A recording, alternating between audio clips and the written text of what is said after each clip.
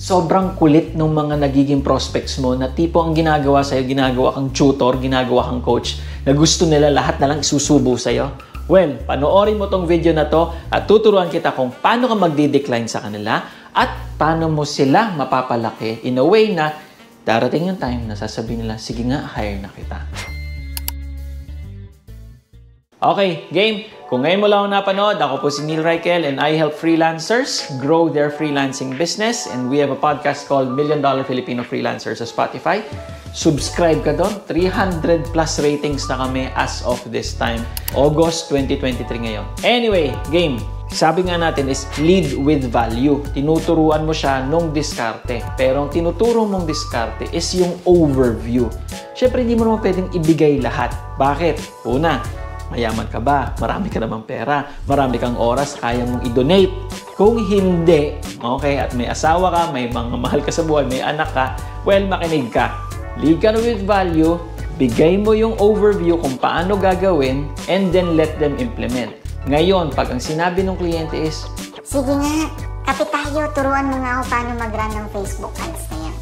Titimbangin mo. Ito bang taong to na tuturuan ko would be a good source of clients, referrals? Ito bang taong to ay medyo authority na ba siya sa kanyang field na tingin ko makakapag-refer pa siya? Or ito bang taong ito ay hindi, talagang time sucker lang, time vampire lang, talagang kukunin niya lang energy mo? Option A siya, then go ahead, so be it, di ba? Pero you start with this. Sige po, turuan kita. Mag-set po ako ng time. Mag-allocate po ako dito ng 1 hour. Okay po ba sa inyo? And then say, bakit 1 hour lang? Ay, kasi po, marami rin po kong kliyente, magugutom pamilya ko. Hindi ako pwede na ibuhos ko po lahat ng oras dito. Pasensya na po kayo, ha? That's plain and simple. Now, if you go ahead and proceed with the 1 hour, tell them, ito yung overview, ito yung ganyan, and then state for selfish reason. Doktor, diretsuhin kita. Baka naman meron kang mga referrals, pwede tayong mag-partner. So, alalayan kita, pagraran mo ng Facebook ads na yan, siguro, pwede ka pong mag-send sa akin ng emails, let's say, once, twice a week. Sasagutin ko po siya in detail within 24 hours. Tapos, sige po, go ka lang, run ka lang po ng ads. Sige. Pero, pag gusto nyo po na ipasan lang sa amin trabaho, meron ka pong special rate sa amin. Ito lang pong hihingin kong kapalit. Huwag po kayong magtatampo.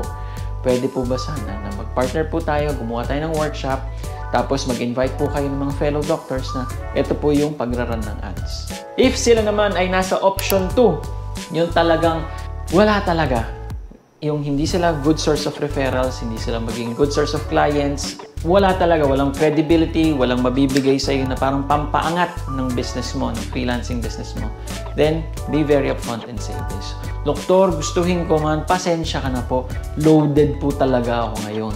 Pero, dahil paborito po kita, email mo lang ako. Promise, sasagot po ako sa iyo within 72 hours. Basta detalyado lang yung mga tanong mo, nandun po siya. O siya, yun lang. Bye, bashers. Like mo to, ha? Bye.